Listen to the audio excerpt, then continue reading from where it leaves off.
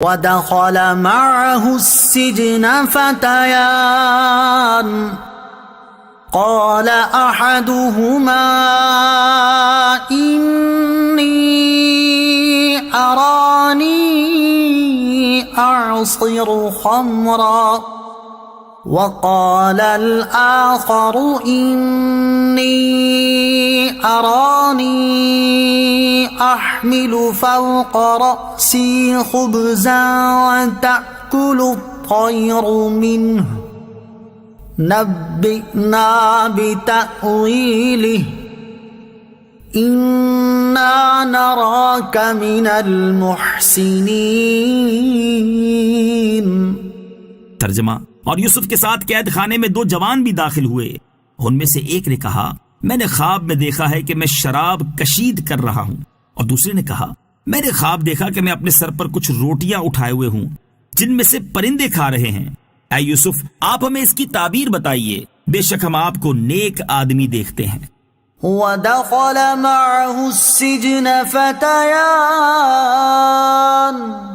اور یوسف کے ساتھ قید خانے میں دو جوان بھی داخل ہوئے۔ تفسیر سراۃ الجنان میں ہے، ان دو جوانوں میں سے ایک تو مصر کے شاہ اعظم ولید بن نزدان عملیکی کے باورچی خانے کا انچارج تھا، اور دوسرا اس کا ساقی۔ ان دونوں پر یہ الزام تھا کہ انہوں نے بادشاہ کو زہر دینا چاہا، اور اس جرم میں دونوں قید کر دیے گئے۔ حضرت یوسف علیہ السلام جب قید خانے میں داخل ہوئے تو آپ نے اپنے علم کا اظہار شروع کر دیا اور فرمایا کہ میں خوابوں کی تعبیر کا علم رکھتا ہوں۔ ان دو جوانوں میں سے جو بادشاہ کا ساقی تھا، اس نے کہا کہ میں نے خواب میں دیکھا ہے کہ میں ایک باغ میں ہوں اور وہاں ایک انگور کی بیل میں 3 خوشے لگے ہوئے ہیں۔ بادشاہ کا کاسا میرے ہاتھ میں ہے اور میں نے ان انگوروں کا رس نچوڑ کر بادشاہ کو پلایا تو اس نے پی لیا۔ دوسرا یعنی کچن کا انچارج بولا، میں نے خواب دیکھا کہ میں بادشاہ کے کچن میں اپنے سر پر کچھ روٹیاں اٹھائے ہوئے ہوں جن میں سے پرندے کھا رہے ہیں۔ اے یوسف علیہ السلام، آپ ہمیں اس کی تعبیر بتائیں، بے شک ہم آپ کو نیک لوگوں میں سے دیکھ رہے ہیں کہ آپ دن میں روزہ دار رہتے ہیں، ساری رات نماز میں گزارتے ہیں، جب کوئی جیل میں بیمار ہوتا ہے تو اس کی عیادت کرتے ہیں اور اس کی خبر گیری رکھتے ہیں، جب کسی پر تنگی ہوتی ہے تو اس کے لیے کشائش کی راہ نکالتے ہیں۔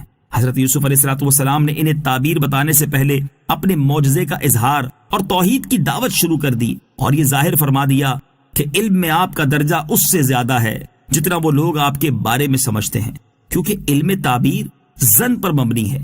اس لیے آپ نے چاہا کہ انہیں ظاہر فرما دیں کہ آپ غیب کی یقینی خبریں دینے پر قدرت رکھتے ہیں، اور اس سے مخلوق عاجز ہے۔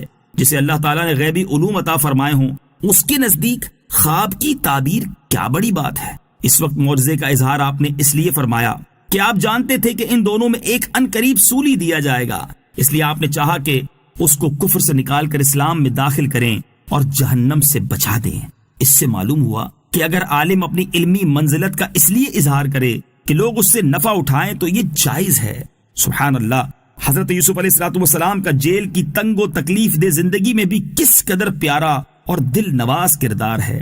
کاش کہ ہم عافیت کی زندگی میں ہی ایسے کردار کو اپنانے کی کوشش کر لیں۔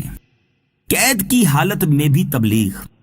تاجدار رسالت صلی اللہ تعالی علیہ وسلم کی امت کے اکابر اولیاء کرام بھی جہاں عافیت کی حالت میں دین کی تبلیغ کا فریضہ سر انجام دیتے رہے، وہیں قید و بند کی صعوبتوں میں بھی انہوں نے اپنے قول اور عمل کے ذریعے تبلیغ دین کے سلسلے کو جاری و ساری رکھا، جن میں ایک بہت بڑا اور عظیم نام سیدنا مجدد الفسانی رحمت اللہ تعالی علیہ کا ہے۔ جب اکبر بادشاہ نے ملحدین اور بے دینوں کے ذریعے ایک نیا دین یعنی دین اکبری ایجاد کیا تو حضرت مجدد الفسانی رحمت اللہ تعالی علیہ نے ملک کے طول و عرض میں دین اکبری کے خلاف اور دین اسلام کے دفاع میں مکتوبات اور مریدین کی جماعت کے ذریعے اپنی تبلیغی کوششوں کو عام کر دیا۔ پھر جب اکبر بادشاہ مر گیا اور اس کے بعد جہانگیر نے سلطنت کی زمام کار سنبھالی تو اس نے اپنی حکومت مضبوط کرنے کے بعد حضرت مجدد الفسانی رحمت اللہ تعالی علیہ کو اپنے دربار میں بلایا اور تعدیب کرنے، تہذیب سکھانے اور دربار شاہی کی تعظیم نہ کرنے کو بہانہ بنا کر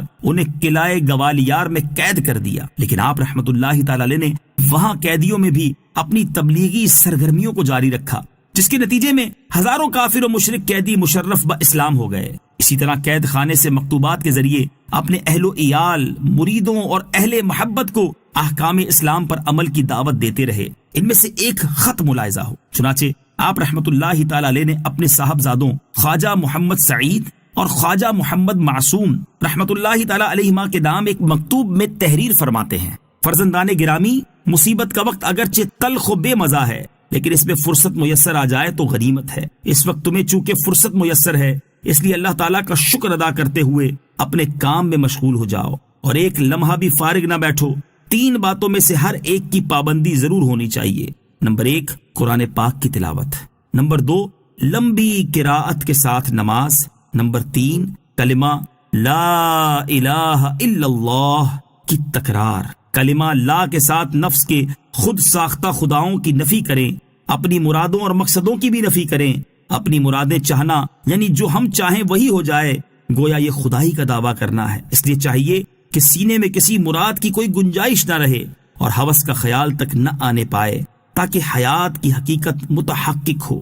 نفسانی خواہشات جو کہ جھوٹے خدا ہیں کو کلمہ لا کے تحت لائیں تاکہ ان سب کی نفی ہو جائے اور تمہارے سینے میں کوئی مقصد و مراد باقی نہ رہے، حتیٰ کہ میری رہائی کی آرزو بھی، جو اس وقت تمہاری سب سے اہم آرزوؤں میں ہے، نہ ہونی چاہیے۔ تقدیر اور اللہ تعالیٰ کے فعل و مشیت پر راضی رہیں۔ جہاں بیٹھے ہوئے ہیں اسے اپنا وطن سمجھیں۔